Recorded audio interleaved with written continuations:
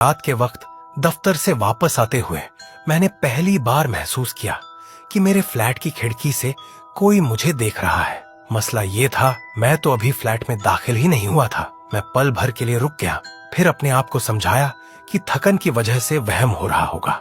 Lift ली और 5वीं मंजिल पर पहुंच गया। चाबी घुमाते हुए एक अजीब सा एहसास हुआ, जैसे दरवाजे के पीछे कोई सांस ले रहा हो। लेकिन दरवाजा खुला और अंदर मुकम्मल खामोशी थी।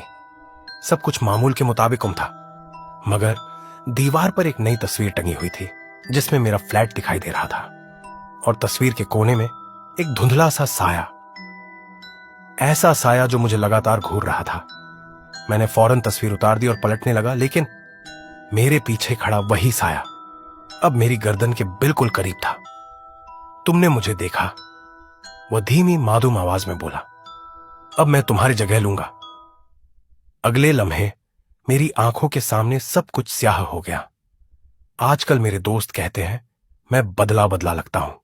मुस्कुराहट में कुछ अजीब सा खिंचाव है, आंखों में जिंदगी की जगह कोई और चीज छुपी है। और अगर कभी आप मेरे कमरे की खिड़की की तरफ देखें तो शायद आप खुद को ही देखते पाए, किसी और की जगह लेने के इंतजार में।